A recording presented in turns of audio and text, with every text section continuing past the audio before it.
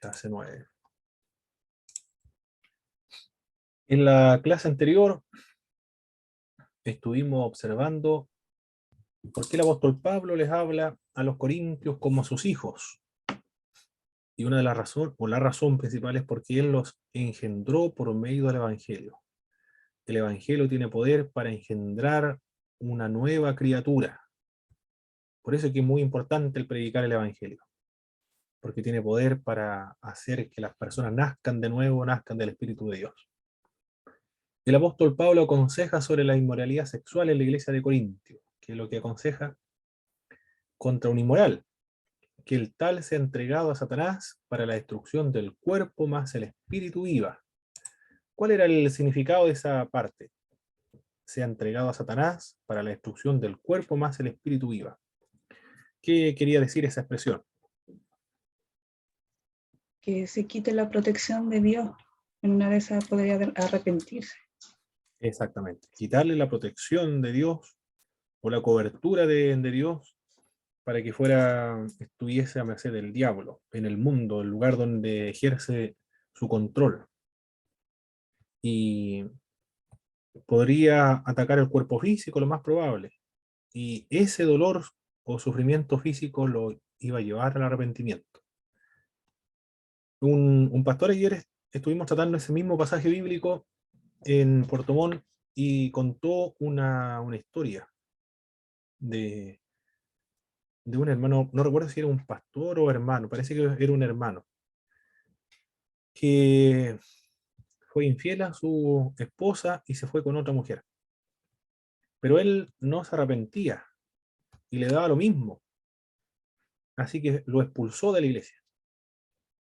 Y después comenzó, no, tampoco tenía dos hijos, se despreocupó totalmente de su hijo y él andaba con el amante, con la segunda esposa o segunda pareja, por las calles, lo más feliz de la vida.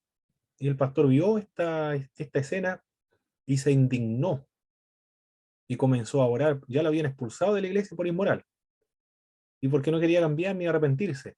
Pero el pastor oró para que esa persona fuera entregada a Satanás para la destrucción del cuerpo más el espíritu viva. Él tenía 2 lanchas y las 2 lanchas se le hundieron en un lapso de 2 meses. Y después enfermó de cáncer. Y cuando estaba en los últimos momentos, en la última situación más crítica, ese hombre se arrepintió y le pidió perdón al Señor y el Señor lo restauró. Le restauró nuevamente a la posición que tenía originalmente. Su espíritu se salvó. Ilustró muy bien con esa historia lo que presenta el libro de Corintios, para la destrucción de la carne más el espíritu viva. La finalidad es provocar que se arrepienta. En este caso fue una enfermedad física. ¿Qué más? ¿Por qué el apóstol Pablo censura a los corintios que recurren a los tribunales civiles? Porque ellos han fracasado. Ellos serán los jueces del mundo y también de los ángeles, se refiere no solamente a los corintios, sino a toda la iglesia. Debieron soportar la injusticia, el ser defraudado.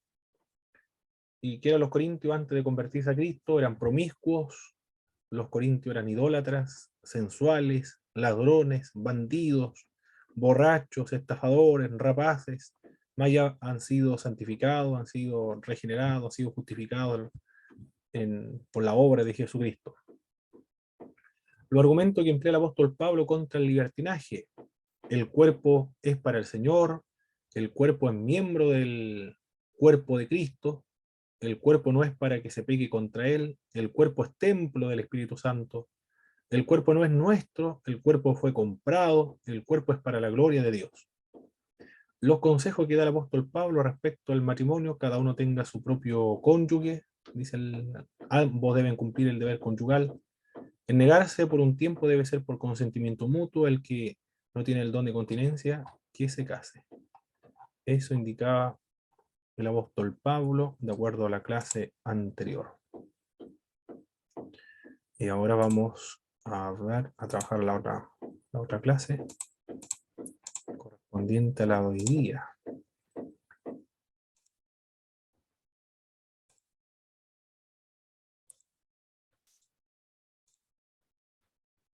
Y ahí está. Alguien más entró en sala, pero... A ver. Sí, hermano Jaime, ahí está.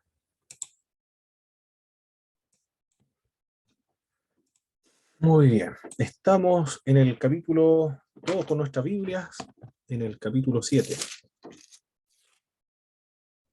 Los problemas del matrimonio. ¿Cuáles son los que dice el apóstol Pablo aquí en esta sección? En cuanto a las cosas que me escribiste, bueno le sería al hombre no tocar mujer, pero a causa de las fornicaciones, cada uno tenga su propia mujer y cada uno tenga su propio marido. El marido debe cumplir con la mujer el deber conyugal y asimismo la mujer con el marido. La mujer no tiene potestad sobre su cuerpo, sino el marido, ni tampoco tiene el marido potestad sobre su propio cuerpo, sino la mujer. No os neguéis el uno al otro, a no ser por algún tiempo de mutuo consentimiento. Hay tres clases diferentes de personas en este pasaje. Uy, está avanzando lento. Los que están casados o enviudados en el verso 8. Digo pues a los solteros y a las viudas, que bueno les fuera quedarse como yo, pero si no tienen don de continencia, cásense, pues mejor es casarse que estarse quemando. Hay un grupo de personas los que no están casados o han enviudado. También los que están casados, el verso 10, verso 11, se prohíbe el divorcio. Esto es lo que dice esta sección, pero los que están unidos en matrimonio mando no yo, sino el Señor, que la mujer no se separe del marido. Y si se separa, quédese sin casar, o reconcíliese con su marido, y que el marido no abandone a su mujer, si en el caso la esposa no fuese creyente. Y también la otra clase de personas es los creyentes casados con no creyentes, del verso 12 al verso 16. Y a los demás, yo digo no, el Señor, si algún hermano tiene mujer que no sea creyente y ella consiste en vivir con él, no la abandone. Y si una mujer tiene marido que no sea creyente, él consiente en vivir con ella, no la abandone. Porque el marido incrédulo es santificado en la mujer, y la mujer incrédula en el marido, pues de otra manera vuestros hijos serán inmundos, mientras que ahora los hijos son santos. Aquí, ¿de qué manera en el matrimonio el marido o la mujer que es creyente santifica a su cónyuge, de acuerdo a ese pasaje bíblico?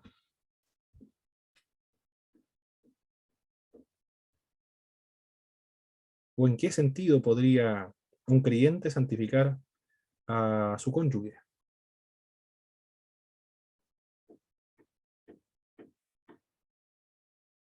Yo creo que es a la cobertura espiritual que ofrece el cónyuge que es cristiano, porque también puede, ora por su hogar, intercede, y como somos templo, el Espíritu Santo está morando allí. Perfecto, muy bien. Esa es la explicación que se ha dado y aparecen también en los comentarios bíblicos. La cobertura espiritual, el hecho de la presencia del creyente que va a orar, que va a estar permanentemente comunicando la palabra de Dios, informando la palabra de Dios.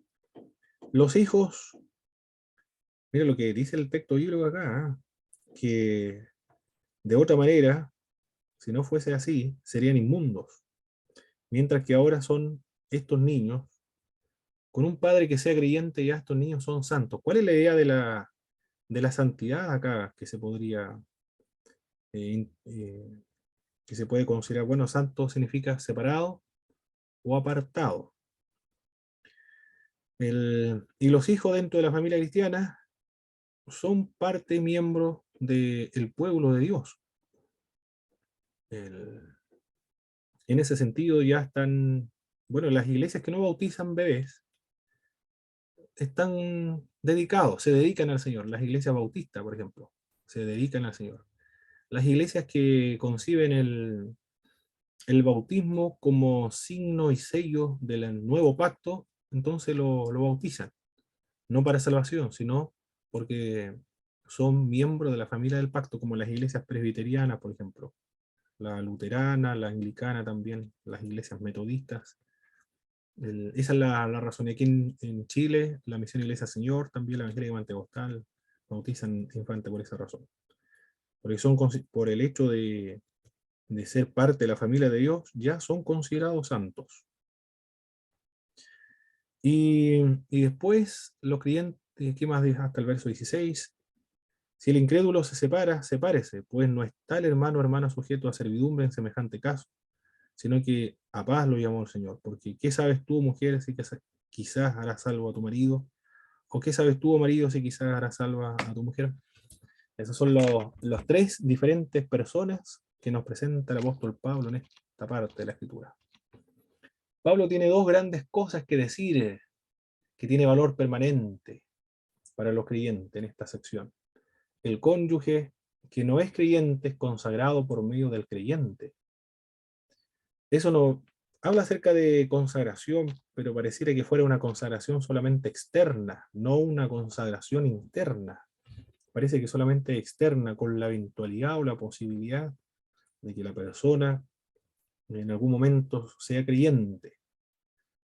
Pero bajo ningún punto de vista está hablando acerca de la salvación, porque la salvación, la persona tiene que creer, tiene que comprometerse personalmente con el Señor para que experimente la conversión. El hecho de ser su cónyuge de un creyente no le asegura la salvación a menos que crea. Esa es la idea. Pareciera entonces que la consagración es exteriormente nada más, con la posibilidad de que se convierta en algún momento. La asociación del matrimonio puede ser el medio para que el cónyuge no creyente reciba la salvación. Esa posibilidad da el apóstol Pablo en el siglo I cuando se escribe esta carta. Lo que Pablo ordena en todas las iglesias, cada uno debe quedarse en la condición en que fue llamado. Lo menciona el verso 17, verso 20 al verso 24. En esta parte, el apóstol, algunos dicen que es mejor que se quede tal cual como yo, dice el apóstol Pablo, es decir, soltero o sin casar. No todos están de acuerdo con esta idea de que el apóstol Pablo era soltero. Algunos señalan que era casado y después cuando se convirtió al cristianismo pareciera que la esposa lo dejó.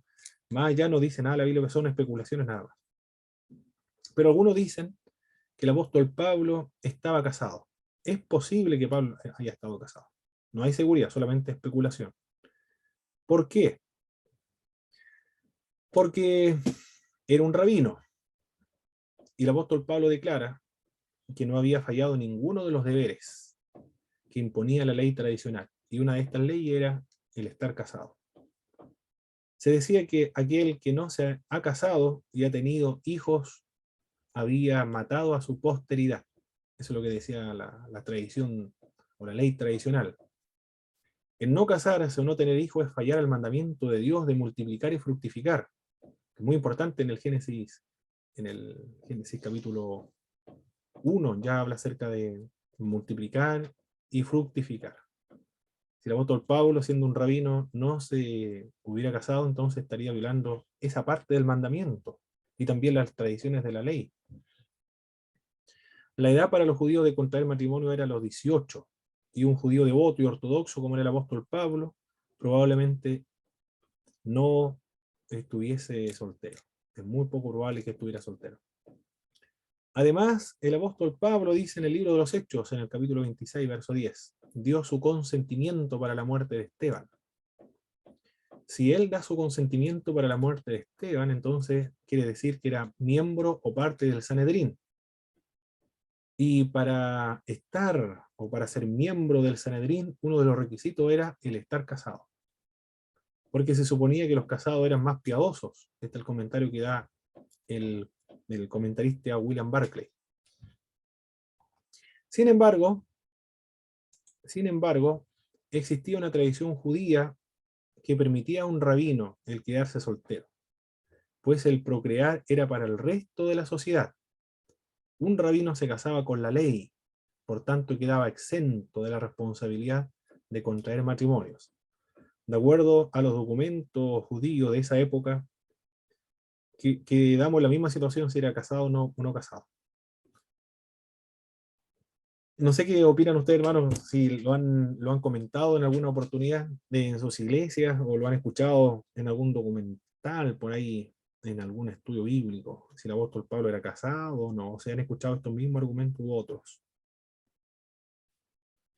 Yo lo había escuchado y estuve leyendo varios comentarios y como te dice, llegué a lo mismo, porque algunos eran bastante contundentes, pero en realidad como que todos llegaban a la conclusión de que no se sabía.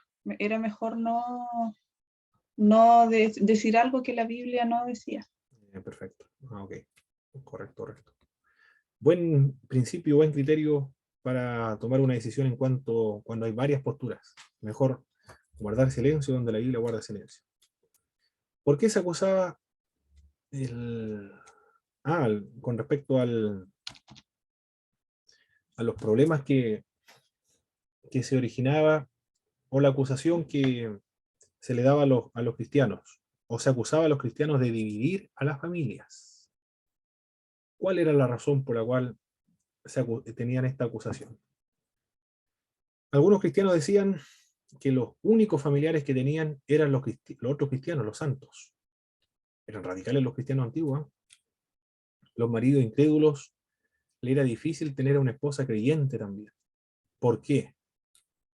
Porque sus mujeres visitaban a los hermanos, yendo de casa en casa, a las casas de otros hombres, especialmente a los pobres. Ellos no querían que sus mujeres pasaran toda la noche fuera de casa porque se celebraba una vigilia de en la Semana Santa, que era el día sábado se celebraba esa vigilia.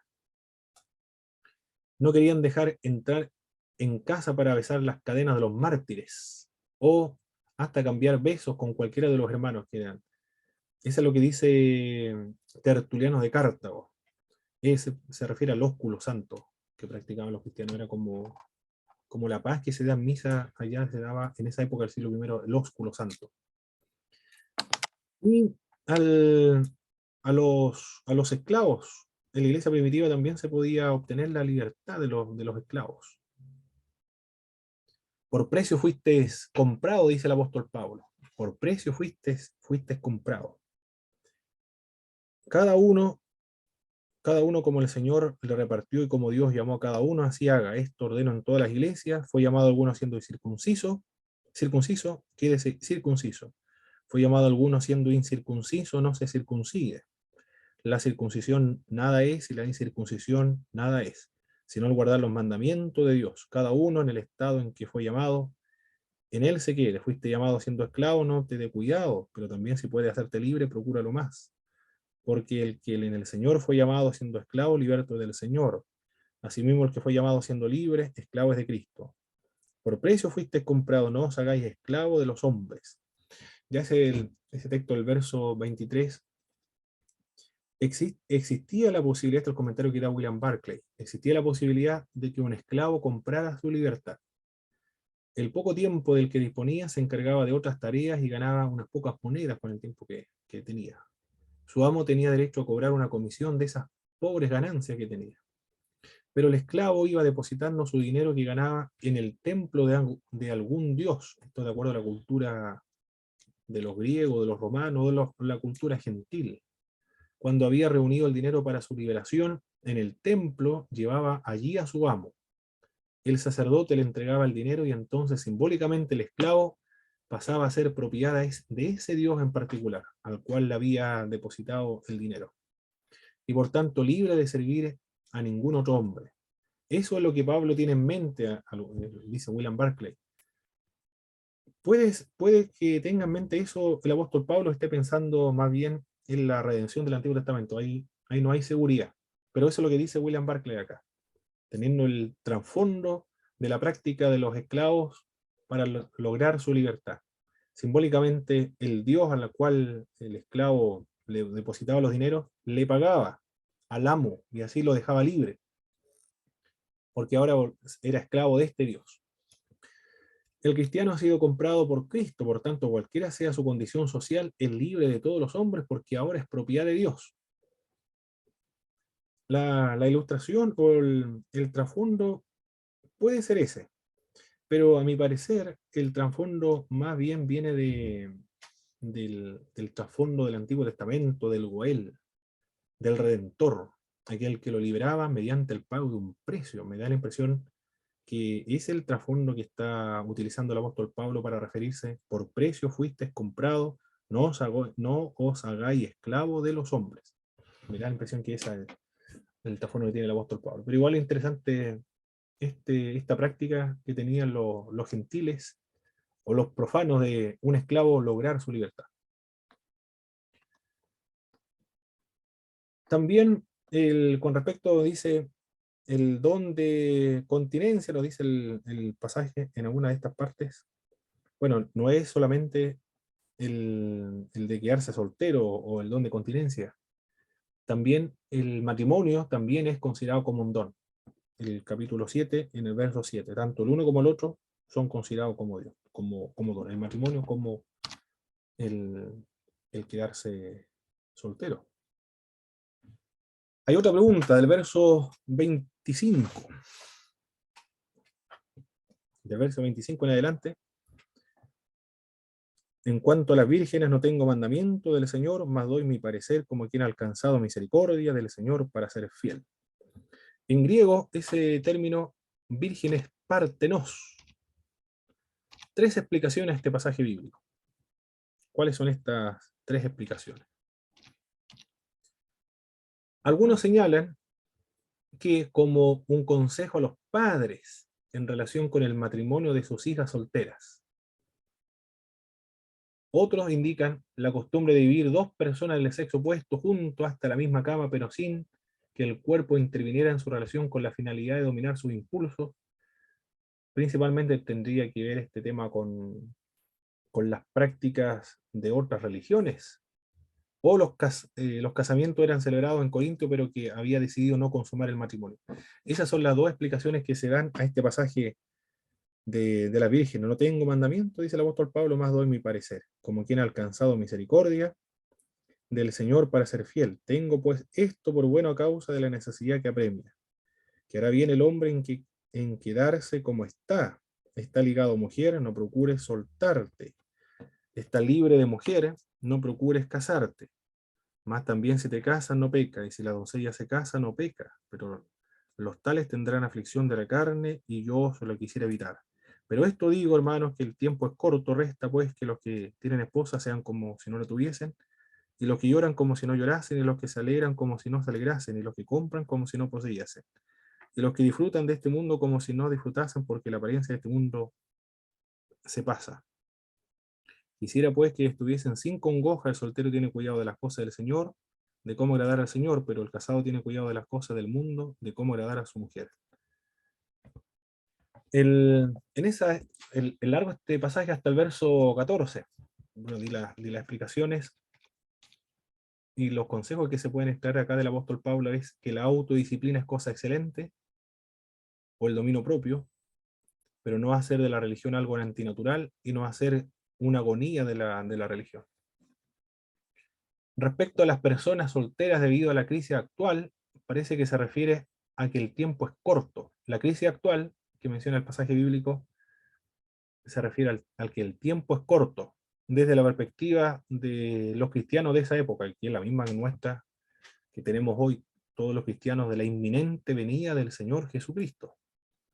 Ellos pensaban que se encontraban en la última generación antes del fin del mundo, o el fin de todas las cosas y la venida del Señor. Y del mismo modo nosotros.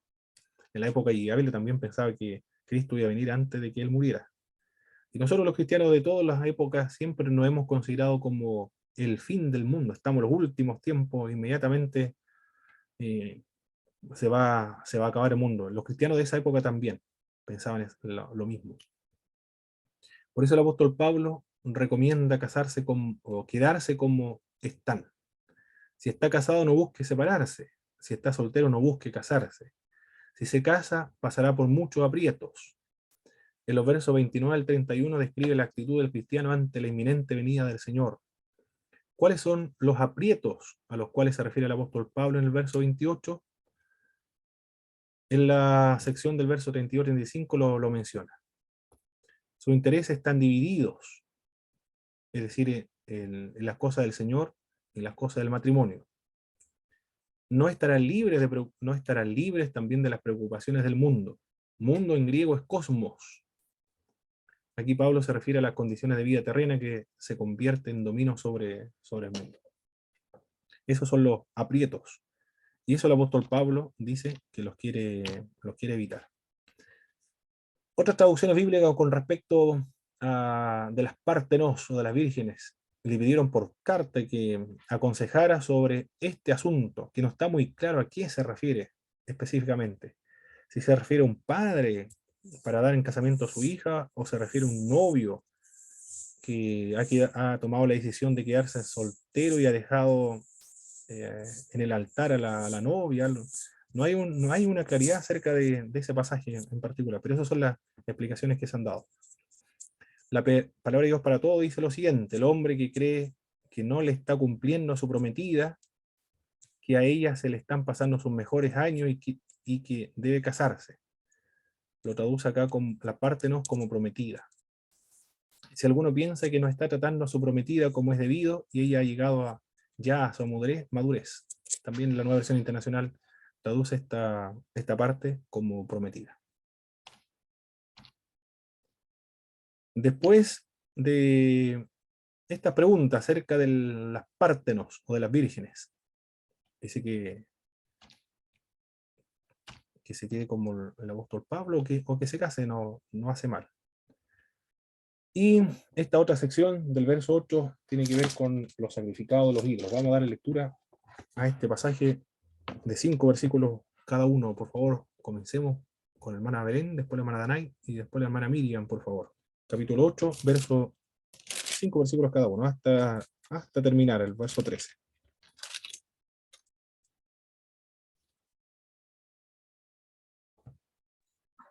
Ya, dice, en cuanto a los sacrificados a los ídolos, es cierto que todos tenemos conocimiento. El conocimiento envanece mientras que el amor edifica. El que cree que sabe algo todavía no sabe cómo debiera saber, pero el que ama a Dios es conocido por él. De modo que, en cuanto a comer lo sacrificado a los ídolos, sabemos que un ídolo no es absolutamente nada y que hay un solo Dios. Pues aunque haya los así llamados dioses, ya sea en el cielo o en la tierra, y por cierto que hay muchos dioses y muchos señores, para nosotros no hay más que un solo Dios, el Padre, de quien todo procede y por el cual todos vivimos. Y no hay más que un solo Señor, es decir, Jesucristo, por quien todo existe y por medio del cual vivimos. Pero no en todos hay este conocimiento, porque algunos habituados hasta aquí a los ídolos comen como sacrificado a ídolos y su conciencia, siendo débil, se contamina. Si bien la vianda no nos hace más aceptos ante Dios, pues ni porque comamos seremos más, ni porque no comamos seremos menos.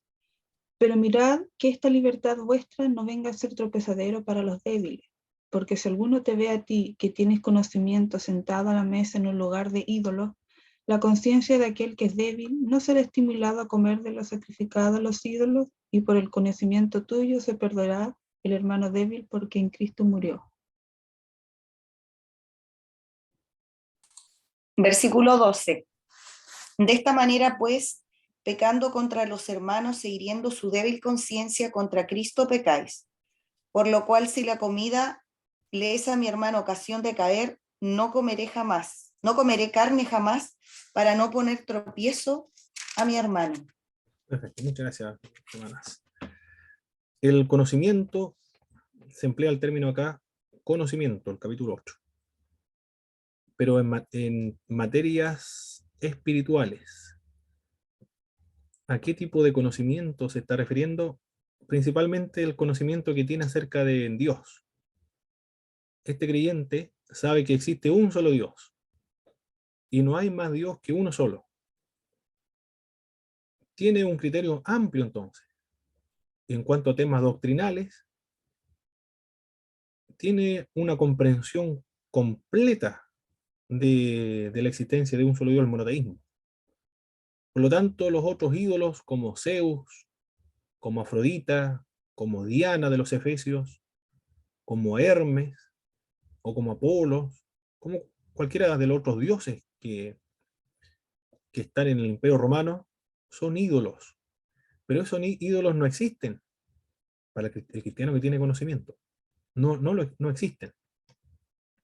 Por eso que él puede comer de los sacrificados de los ídolos sin ningún problema. Desde siempre, tanto en las culturas antiguas, cuando el pueblo de Israel sale de la esclavitud de Egipto, se le dijo que debían sacrificar, si tenían hambre y querían comerse un cordero, lo sacrificaran en las puertas del tabernáculo de reunión, pero que no se fueran a los montes, a las montañas, a sacrificar. ¿Cuál es la razón por la cual el Señor le dice que no vayan a sacrificar a los montes o las montañas, sino que vayan al tabernáculo de reunión? Porque la gente antigua no comía absolutamente nada sin antes habérselo dedicado a algún dios. Por eso, para evitar el pecado de idolatría, el Señor le decía que vayan a sacrificar en la puerta del tabernáculo de reunión si tenían hambre y querían comerse un cordero, por ejemplo, o cualquier animal. Eso ocurrió 1500 años antes de Cristo. Pero en el siglo I seguía con la misma idea. Cristianos que provienen del mundo greco-romano, que provenían de Corinto. Todos los que se ofrecían en la carnicería había sido sacrificado a los ídolos. Cada animal que era muerto había sido sacrificado a un ídolo. Por eso que algunos cristianos que tienen conocimiento más completo podían comer sin ningún tipo de problema de conciencia, porque sabían que si comían cualquier animal que le ofrecían a la mesa, ese ídolo al cual fue sacrificado el animal no iba a entrar dentro de mi alma, porque no existe ese ídolo. Pero no todos tienen ese conocimiento, o no todos tienen un adecuado concepto de Dios, no tiene una comprensión doctrinaria, porque piensan que esos ídolos existen realmente.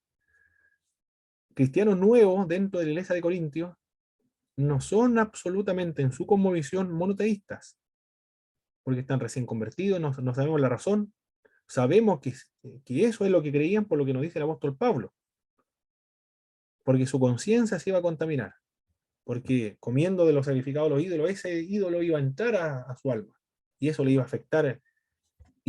afectarle su conciencia, iba a pecar contra el Señor. Por lo tanto, el apóstol dice que el conocimiento envanece.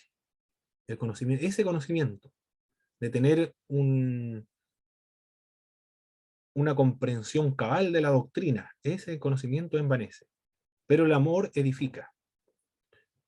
Por lo tanto, ¿qué es lo que nos está sugiriendo el texto? No está diciendo que se desconozca o volver al estado de ignorancia o consagrar la ignorancia como una virtud, convertir la ignorancia como una virtud, sino más bien el apóstol Pablo está diciendo que el conocimiento sea regulado por el amor, porque el amor es el que edifica.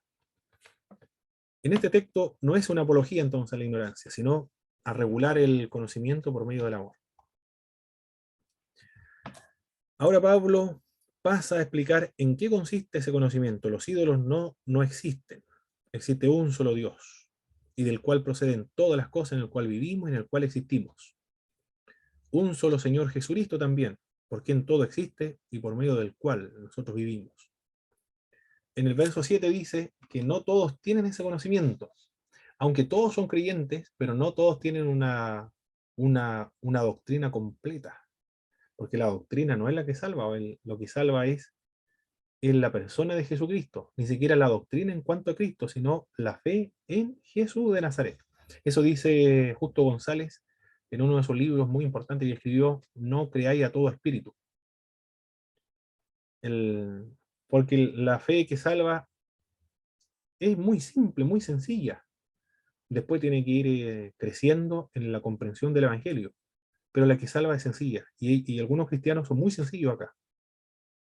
Y el cristiano maduro, el que tiene mayor conocimiento, debe adaptarse para no ofender a los hermanos más débiles, adaptarse a los más débiles. Dice que no todos tienen ese conocimiento. Algunos tienen duda de comer de los sacrificados a los ídolos, pues estaban acostumbrados a adorar a los ídolos. Por tanto, cuando comen se sienten culpables delante del Señor que han cometido un pecado delante de Dios. pero no son culpables porque no existen los ídolos. Ah, pero si ellos creen que existen los ídolos, entonces eso sí lo hace culpable. Sin embargo, la comida no es lo que nos acerca a Dios, dice también el apóstol Pablo en la sección que acaban de leer. Ni el que come es más, ni el que deja de comer es menos. Porque el reino de los Dios no consiste en el tipo de comida que se consuma. No seremos mejores por comer o dejar de comer. Para evitar herir la conciencia del hermano más débil, Pablo restringe cualquier carne que podría comer. Todos tienen este conocimiento, dice, pero el amor es el que edifica. ¿De qué manera se practica el amor para un hermano más débil? Sometiéndose sometiendo su libertad o renunciando a su libertad para no ofender al hermano más débil. Ese es el consejo que da el apóstol Pablo acá. Los sacrificados a los ídolos podían hacerse de dos maneras. En privado, se hacían en la casa de un anfitrión o en el templo de algún dios. En público, era lo que ofrecía el Estado. La manera de contestar bueno, esa parte de los ídolos. ¿Alguna pregunta con respecto a los ídolos, mis hermanos? O respecto a los sacrificados a los ídolos. ¿Quedó claro esa parte? ¿O alguna duda respecto a los sacrificados a los ídolos?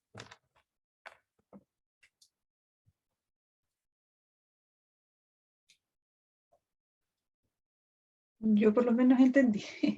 Nada, perfecto, hermana. Muy bien.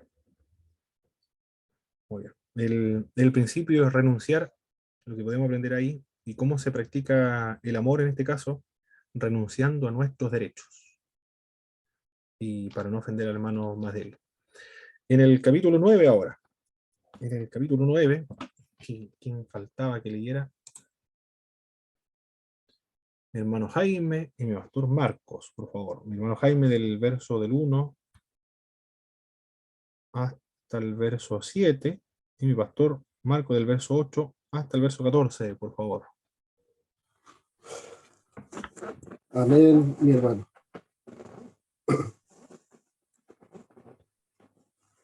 No soy apóstol, no soy libre, no he visto a Jesús, el Señor nuestro. ¿No sois vosotros mi obra en el Señor? Si para otro no soy apóstol, para vosotros ciertamente lo soy, porque el sello de mi apostolado sois vosotros en el Señor. Contra los que me acusan, esta es mi defensa. ¿Acaso no tenemos derecho de comer y beber? ¿No tenemos derecho de traer con nosotros una hermana por mujer, como también los otros apóstoles y los hermanos del Señor y Cefas? ¿O solo yo y Bernabé no tenemos derecho de no trabajar? ¿Quién fue jamás soldado a sus propias expensas? ¿Quién planta viña y no come de su fruto? ¿O quién apacienta al rebaño y no toma de la leche del rebaño? Amén. Digo esto solo como hombre. ¿No dice esto también la ley? Porque en la ley de Moisés está escrito, no pondrás bozal al buey que trilla. ¿Tiene Dios cuidado de los bueyes? ¿O lo dice enteramente por nosotros? Pues por nosotros escribió, porque con esperanza debe arar el que ara y el que trilla, con esperanza de recibir del fruto. Si nosotros sembramos entre vosotros lo espiritual, es gran cosa si segaremos de vosotros lo material. Si otros participan de este derecho sobre vosotros, ¿cuánto más nosotros? Pero no hemos usado de este derecho, sino que lo soportamos todo por no poner ningún obstáculo al Evangelio de Cristo. ¿No sabéis que los que trabajan en las cosas sagradas comen del templo y que los que sirven del altar participan? Así también ordenó el Señor a los que anuncian el Evangelio que vivan del Evangelio. Perfecto, muchas gracias, mis hermanos. El apóstol Pablo defiende su apostolado porque lo estaban acusando de no ser apóstol o estaban objetando su apostolado porque no había visto a Cristo, no había estado con Cristo desde el momento de su bautismo y hasta su ascensión había perseguido a la iglesia, se le apareció posteriormente el Señor, por eso es que lo más probable estaban cuestionando al apostolado. Pero aquí el apóstol Pablo se defiende, dice que ha visto al Señor resucitado. Y los corintios son el sello de su apostolado, porque él lo engendró por medio del Evangelio. Esa es la defensa que da el apóstol Pablo. ¿Cuáles son los derechos que tiene el apóstol Pablo como apóstol? O por predicar el Evangelio, tiene varios derechos. ¿Cuáles son estos derechos que nos presenta el pasaje bíblico? En el verso 4, ¿cuál es el derecho? A los cuales ha renunciado. Comer y beber. Perfecto. Él tiene derecho de ser provisto de comida y de bebida, pero sin embargo ha renunciado a ese derecho. ¿Cuál es la idea de ser provisto? Es decir, la iglesia de Corintio, a la cual él ha engendrado por medio de la predicación del Evangelio, tiene la responsabilidad de sostener a la persona que lo fue a fundar y que le está enseñando y predicando el Evangelio. Por lo tanto, para su sustento diario, la iglesia es la responsable de suplirlo. Él tiene ese derecho. Nadie puede establecer otra forma de la administración de la iglesia, puesto que la Sagrada Escritura ya más de 3.500 años lo ha establecido así. No puede ser una persona del siglo XXI que intente cambiar o modificar la administración de una congregación cuando estas enseñanzas son antiquísimas. Antiquísima la forma de administrar de una congregación. Él dice que ha renunciado a ese derecho. ¿Qué más? ¿Qué otro derecho tiene el apóstol Pablo al cual ha renunciado?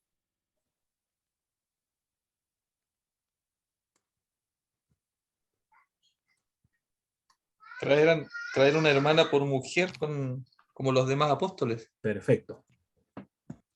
A casarse y ser sostenido juntamente a su esposa. Acá en el verso 5 dice, a ver, no tenemos derecho de contraer con nosotros, de traer con nosotros una hermana por mujer como también los otros apóstoles y los hermanos del Señor y Cefas.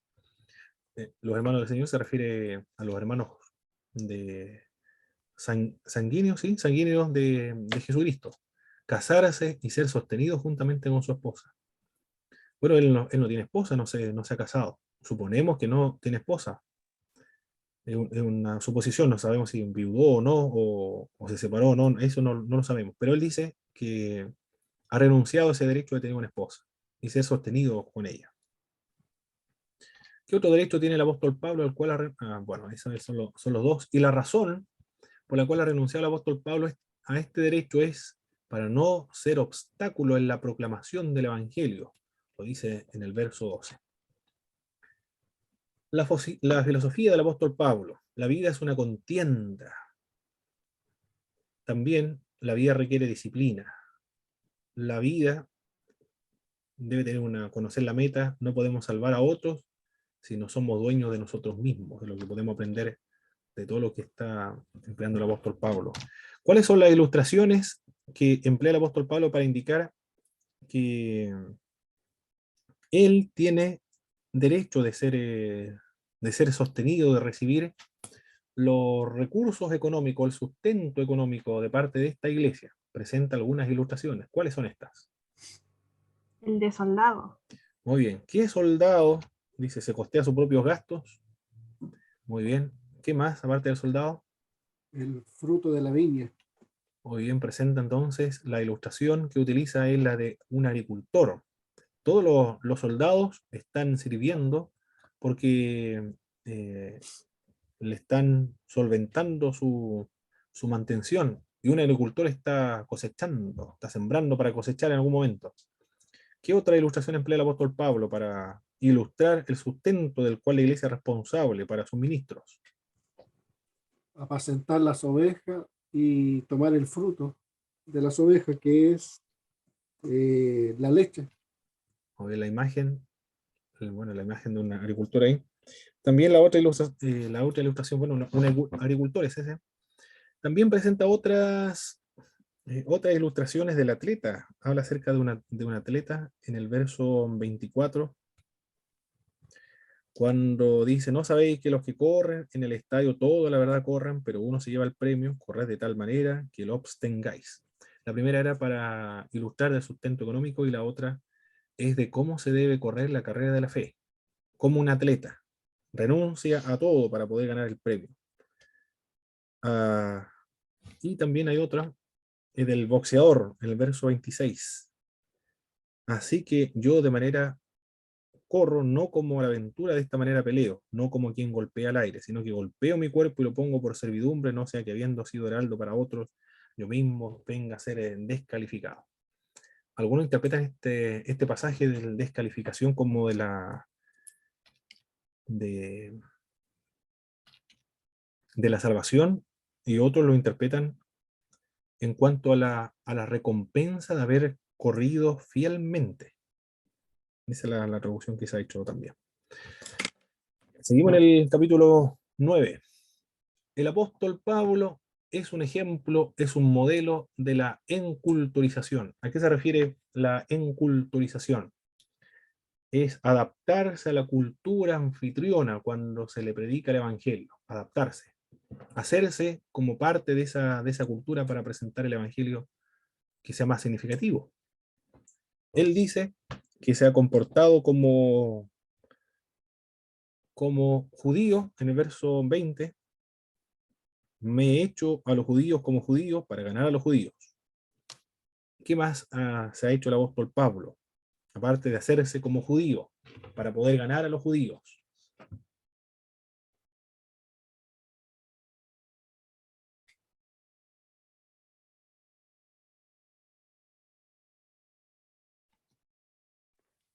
En el verso, también en el Hecho verso débil 20, a los débiles, para ganar a los débiles.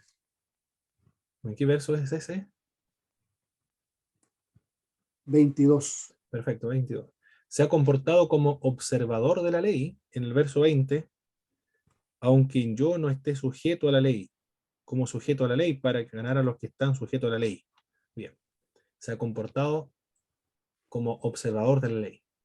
Pero también en el verso 21 se ha comportado como alguien que no observa la ley, para ganar a aquellos que no observan la ley. Se ha comportado también como débil, es decir, como aquel que tiene dudas, o que tiene la conciencia débil, se refiere a que tiene dudas, o al que tiene la conciencia débil, a eso se refiere, es decir, al hermano que tiene escasos conocimientos espirituales, que no tiene una comprensión completa acerca de Dios, como aquel que piensa que existen otros dioses, por lo tanto, si come de los sacrificados de los ídolos, ese Dios va a estar dentro del alma.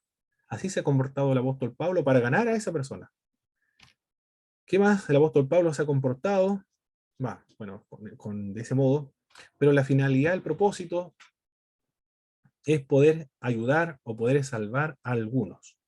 Ese es el modelo de la enculturización del apóstol Pablo.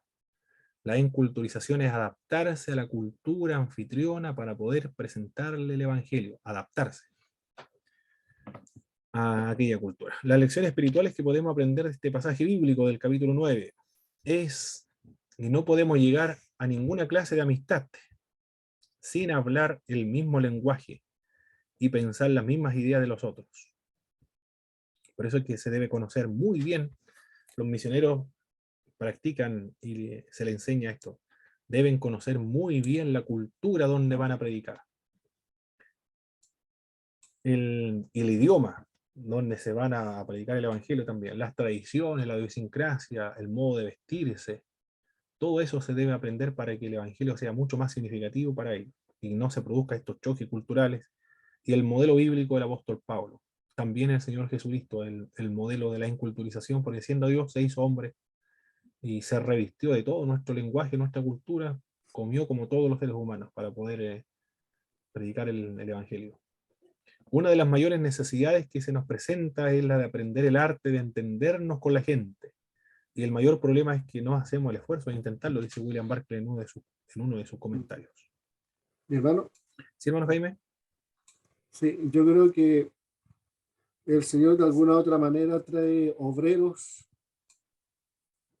a la viña, trae obreros de las diferentes estatus, y profesiones para llevar el Evangelio donde nosotros lo desenvolvemos. Exacto. Ahí Sí. vemos, ¿no es cierto?, ingenieros, profesores, de las diferentes estatus para poder predicar el Evangelio y ser entendible en los propios idiomas donde nosotros lo desenvolvemos. Exactamente, así es. Jóvenes, adultos y ancianos también, predicándole a la misma edad que ellos tienen. Perfecto. En esta sección que acabamos de leer, el apóstol Pablo presenta algunos principios para llegar a ser un buen pastor, un buen evangelista o un buen amigo. El de enculturizarse o el de lograr el entendimiento, el lograr entender a los otros.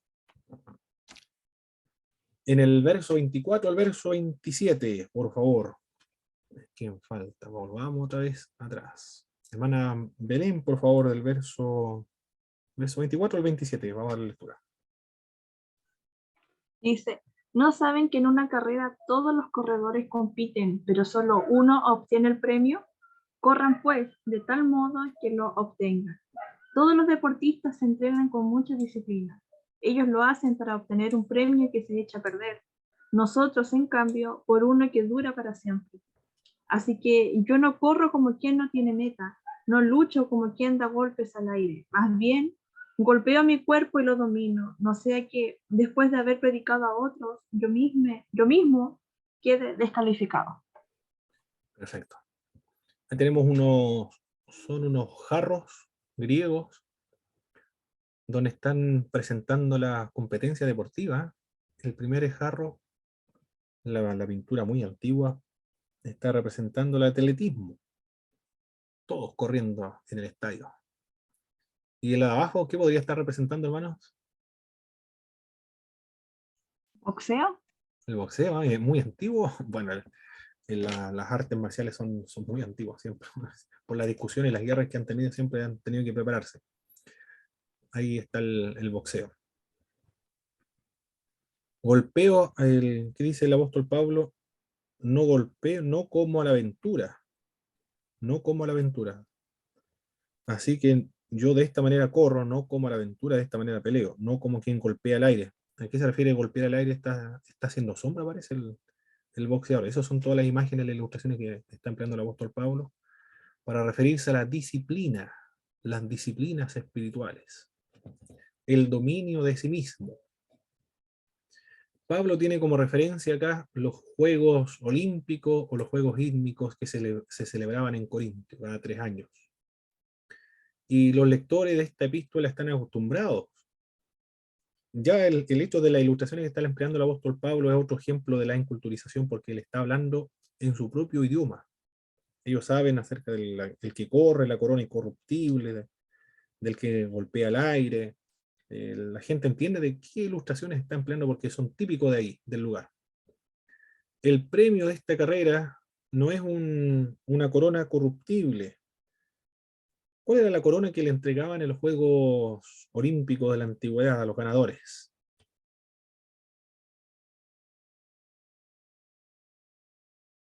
¿Qué premio recibían los que ganaban las competencias deportivas? Me parece que era una corona, si no me equivoco. ¿Una corona de qué? ¿De qué era esa corona? ¿No era de laureles o no? Una corona de laureles que después se marchitaba rápidamente. Ese es el premio que recibían los juegos. Por eso el apóstol Pablo dice acá, estas personas se sacrifican tanto por una corona corruptible, que es de laurel, que son de hoja, que después se corrompe. En cambio nosotros, dice el apóstol Pablo, también debemos hacer lo mismo, disciplinarnos espiritualmente, pero para obtener una corona incorruptible. Fue parecido a la corona que recibió Masúi González en Atenas. Algo muy similar. Sí, pero parece que esas coronas son de metal, ¿eh? No sé de qué material serán. O son de laurel de verdad. No me acuerdo. Pero remontémoslo unos par de siglos atrás. Sí, sí, esas son, ¿eh? Y bueno, acá el premio de esta carrera no es la salvación, dicen algunos autores, no es la salvación, sino la recompensa por un servicio fiel a Dios. el temor del apóstol Pablo de ser descalificado no significa dejar de ser salvo, sino de dejar de ser útil al Señor, pues el contexto no es la salvación, sino que el contexto es la del servicio. Eso es lo que dice William MacDonald en su comentario bíblico. Parece que se refiere a eso, al servicio, no a la salvación. Pero también hay otra opinión sostenida por otro comentarista bíblico, al interpretar que el ser descalificado es la pérdida de la recompensa por un servicio aceptable, dice este otro comentarista. Agrega este comentario una explicación interesante sobre golpeo mi propio cuerpo. Bueno, dice que el apóstol Pablo golpea su propio cuerpo. Hay algunas, me parece mucho que en las épocas de la Edad Media, algunos monjes católicos romanos se golpeaban con unos látigos sus espaldas. Y así lo interpretaban: golpeo mi propio cuerpo como un recurso, una estrategia para la disciplina espiritual, para dominarse a sí mismo. En griego, el término golpear mi propio cuerpo es poner negro un ojo. Yo no sé cómo eso, golpear su propio... parece que no utilizaba entonces... bueno, no sé por qué, de qué manera se golpeaban hasta dejarse un ojo negro. Un golpe de puño, lo más probable. Porque en griego eso es lo que dice: ponerse un ojo negro. Es decir, me pongo un ojo negro. Se entiende a qué se refiere golpear su propio cuerpo para poder dominarlo. La lección espiritual es que podemos extraer acá es abstenernos de todo lo que tiende a debilitar el cuerpo o la voluntad de Dios. Los placeres malsanos, las ocupaciones legítimas, si éstas se convierten en un peligro para descalificar al creyente de correr fielmente y así perder la recompensa en esta carrera de la fe, entonces se debe obtener. Ya no que esté relacionado con el pecado, sino simplemente de actividades que impiden al creyente, que le impiden al creyente el quedar descalificado de esta carrera de la fe. Esas son las lecciones que dan estos comentarios bíblicos.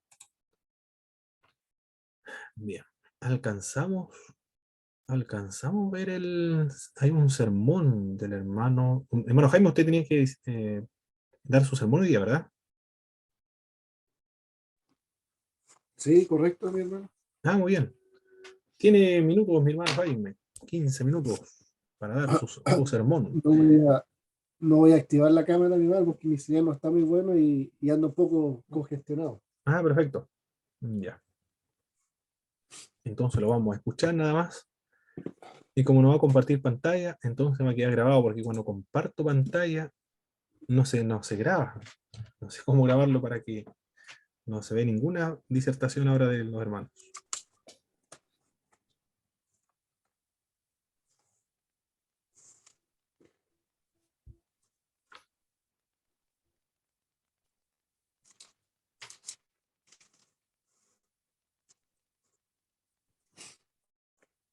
¿Listo, mi hermano?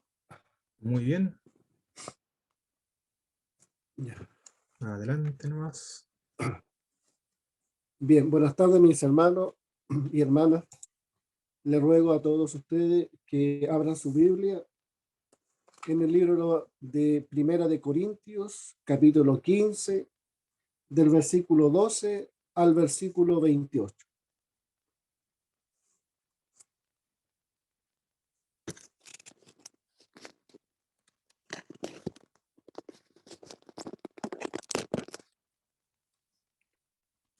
Y le daré lectura en el nombre de nuestro Señor Jesucristo.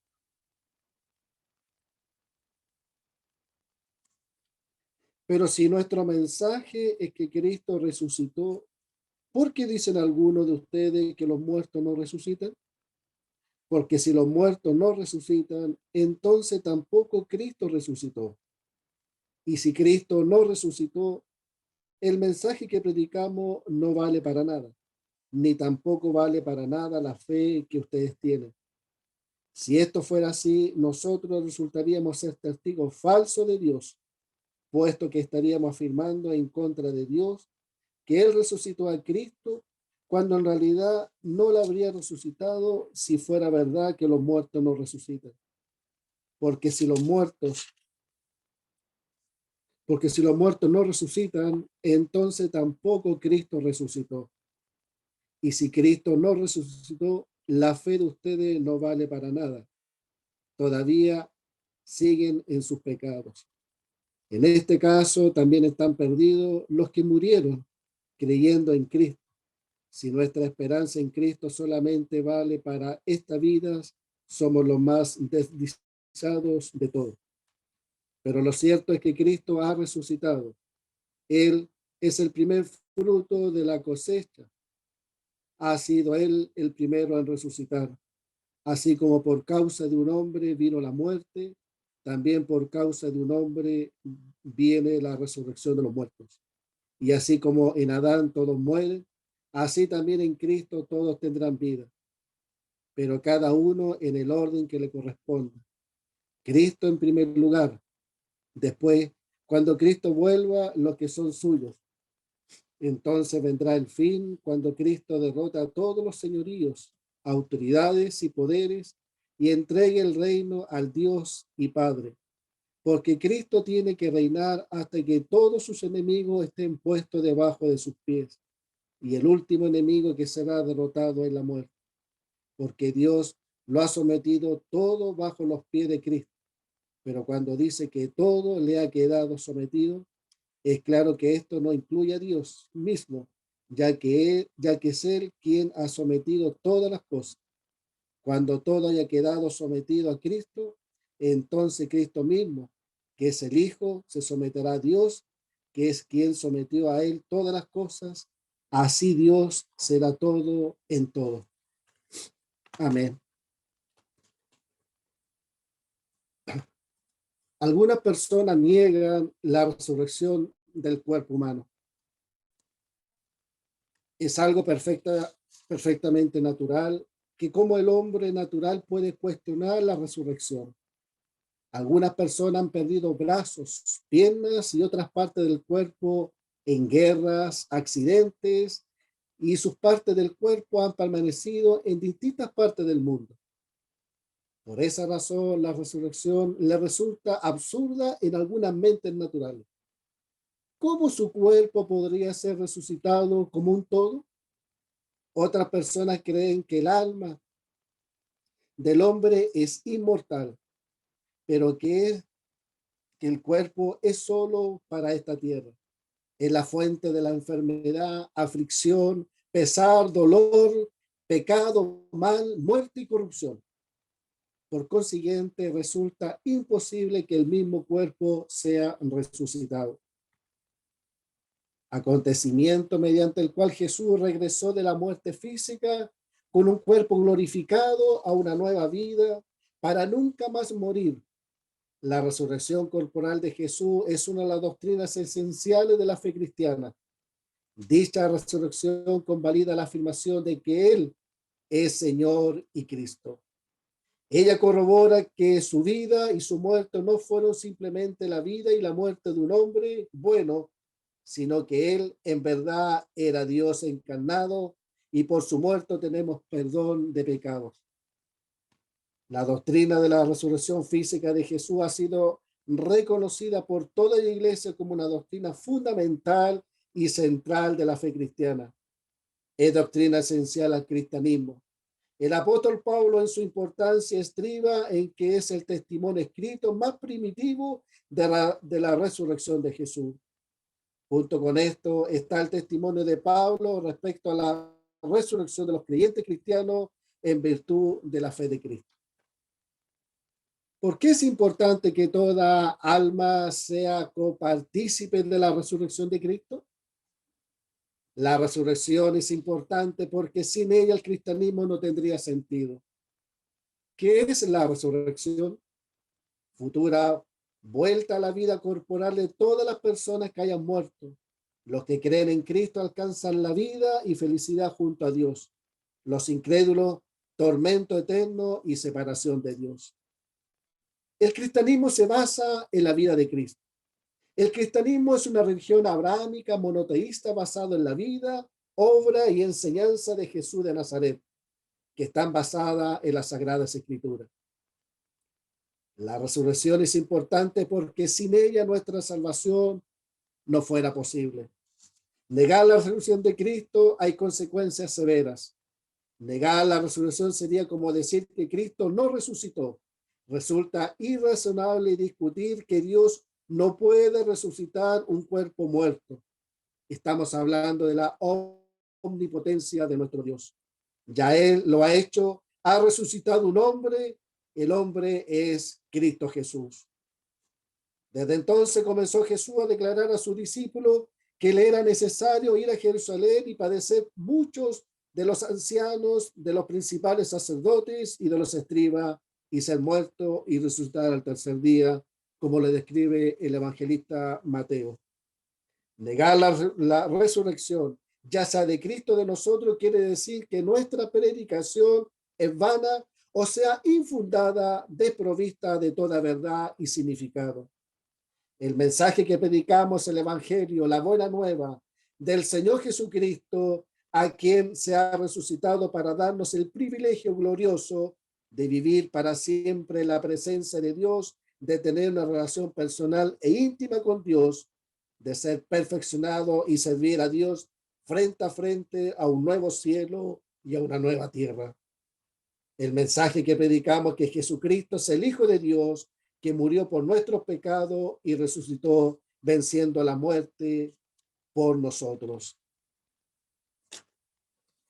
No fuera posible porque seríamos hallados falsos testigos. Negar la resurrección de Cristo quiere decir que estamos dando testimonio falso, que estamos mintiendo deliberadamente. Ahora bien, si los muertos no resucitan, tampoco Cristo resucitó. Esto se ve claramente que resucitó, murió. Él estaba muerto y enterrado en una tumba y resucitó. En el libro de Hechos nos describe, y nosotros somos testigos de todas las cosas que Jesús hizo en la tierra de Judea y en Jerusalén, a quien mataron colgándolo en un madero. A este levantó Dios al tercer día e hizo que se manifestase no a todo el pueblo, sino a los testigos que Dios había ordenado de antemano. A nosotros que comimos y bebimos con él después que resucitó de los muertos. No fuera posible porque nuestra fe fuera vana y aún estuviéramos en pecado. Negar la resurrección de Cristo quiere decir que nuestra fe es vana, vacía, infundada, insensata. Es decir, aún estamos en nuestros pecados. Si Jesucristo no ha resucitado de los muertos, entonces aún está muerto. Aún está en la tumba, por consiguiente, no hay redención ni perdón de pecados. El libro de Efesios, el apóstol Pablo lo describe, en quien tenemos redención por su sangre, el perdón de pecados según la riqueza de su gracia. No fuera posible porque aún los muertos en Cristo perecerían. Si Jesucristo no resucitó de los muertos, entonces los creyentes muertos han perecido. Los creyentes no serán resucitados. Jesús sería más que cualquier otro ser humano. Si no hay resurrección de muertos, entonces se nos debe tener más misericordia que a nadie. ¿Por qué? Porque los creyentes esperan una creencia falsa, creen una mentira y experimentarían una gran decepción. Si no hay resurrección ni esperanza de salvación y vida eterna, entonces nosotros los creyentes estaríamos sufriendo por nada. Porque el creyente se niega a sí mismo entregando y sacrificando todo cuanto es y tiene a fin de salvar y ministrar a un mundo que sufre necesidad y muerte. Si no hay resurrección, entonces el creyente está desperdiciando su vida y su dinero. La resurrección es importante porque proporciona la base del cristianismo. Cristo asegura la vida y garantiza la resurrección. Cristo ha resucitado de los muertos. Se ha convertido en la primicia de todos los que dormían. El término primicia se refiere a los primeros frutos de la cosecha de un agricultor. La palabra primicia quiere decir el primero en el orden de tiempo, el primer fruto que se debe recoger. La ofrenda de la primicia a Dios garantiza la bendición de Dios sobre el resto de la cosecha. La dedicación de la primicia garantizaba y aseguraba la bendición de Dios sobre todo el fruto que se recogía. El apóstol Pablo, en su capítulo 8, lo describe en el libro Romanos. Y si el espíritu de aquel que levantó de los muertos a Jesús mora en vosotros, el que lo levantó de los muertos a Cristo Jesús vivificará también vuestros cuerpos mortales como su espíritu que mora en vosotros. Cristo ha contraatacado lo que hizo Adán. Revertió el pecado y la muerte de Adán. Él hizo a través de su propia resurrección y vida. Se ilustra a Adán y a Cristo como los dos puntos principales en la historia de la humanidad. Adán representa la cabeza de la raza humana, el primero en traerle muerte al hombre. Cristo representa la cabeza de la raza humana, el primero en intervenir en el proceso de muerte y resucitar de los muertos. En Adán todos mueren. Toda persona nacida del mundo hereda la naturaleza del padre y de su madre, que es una naturaleza corruptible y agonizante. El apóstol Pablo en el libro Romanos, por tanto, como el pecado entró en el mundo por un hombre y por el pecado la muerte, así la muerte pasó a todos los hombres por cuanto todos pecaron. En Cristo todos serán vivificados. Estamos vitalmente relacionados y unidos con Cristo. En el libro de los Corintios, en 2 Corintios capítulo 5, versículo 21, lo describe el apóstol Pablo: al que no conoció pecado, por nosotros lo hizo pecado, para que nosotros fuésemos hechos justicia de Dios en él. Cristo ha cumplido y completado su propósito. Él fue el primero en resucitar, porque él tenía que completar la obra de salvación del hombre para que nosotros los hombres pudiera salvarse y resucitar de los muertos. Cristo asegura el gobierno venidero del reino de Dios, el fin de todo mal. Cristo debe suprimir primero toda potencia y enemigos malignos bajo su reinado de justicia y amor. Esto se refiere tanto a enemigos humanos como los espirituales, el mal de los hombres y Satanás. Cuando Cristo regrese en gloria para gobernar y reinar en majestad, someterá a todos los enemigos de Dios y le entregará el reino a nuestro Dios Padre. El profeta Daniel, en su capítulo 7, versículo de 14, nos describe: y fue dado dominio, gloria y reino para que todos los pueblos, naciones y lenguas le sirvieran. Su dominio es dominio eterno que nunca pasará y su reino uno que no será destruido. Cristo debe suprimir el gran enemigo del hombre. La muerte será el último enemigo que será destruido. La muerte tiene un fin. La muerte dejará de existir, se detendrá el reino de la muerte. El hombre será librado de una vez por todas de la muerte. Gloria a Dios. La muerte será consumada por la victoria. El profeta Isaías lo describe: destruirá a la muerte para siempre y enjugará Jehová al Señor, el Señor, toda lágrima de todos nosotros y quitará la afrenta de su pueblo de toda la tierra, porque Jehová lo ha dicho. Cristo debe someter todas las cosas a él y a su reino. Todas las cosas excepto Dios el Padre. El verbo haya puesto debajo apunta a la finalidad, al hecho que suceda de una por todas. No solo los enemigos de Cristo estarán sujetos a Cristo, pero todas las cosas estarán sujetas. Hombres, la tierra, el universo, los ángeles, la naturaleza y los cielos. El evangelista Marcos lo describe: y el Señor, después que les habló, fue recibido arriba en el cielo y se sentó a la diestra de nuestro Dios. Mis hermanos y hermanas, la resurrección es la esperanza del pueblo cristiano. Es el testimonio del gozo y del triunfo de la muerte como un misterio para ser viviente, recordando los que su muerte, recordando los que se muere para vivir en Cristo Jesús. Hoy en la actualidad, el pecado y el mal prevalecen por su respeto en este mundo. Cualquier puesto de periódico lo demuestra claramente con los informes de las luchas y guerras, la inmoralidad y el crimen, el egoísmo y la avaricia, la corrupción y la muerte. Las noticias fácilmente pueden volverse desalentadoras y pueden hacer que una persona se pregunte cuál será finalmente el destino de la sociedad y del hombre.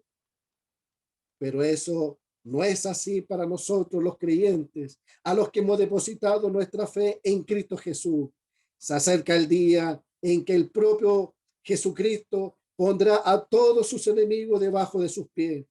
Todo el pecado y la vergüenza, el engaño y la mentira, la violencia y el abuso, el dolor y el asesinato, el crimen y la injusticia, todos sus enemigos se sujetarán a Jesucristo. El reino de amor y justicia será entregado a Dios, y el amor y la justicia reinarán para siempre y por toda la eternidad. Que Dios les bendiga, mis hermanos. Amén y amén. Muchas gracias, mi hermano Jaime, por este sermón basado sobre la resurrección de Cristo en la epístola a los Corintios. Me gusta escuchar sermones que hablen de la resurrección de los muertos, una doctrina cardinal de la fe evangélica, de la esperanza de los evangélicos. Vamos a descansar un momento, mis hermanos. A las 9 en punto le envío nuevamente el link para la segunda parte de la clase, seguir analizando los siguientes capítulos de Corintios. Nos vemos en media hora más, con la ayuda del Señor. Nos vemos.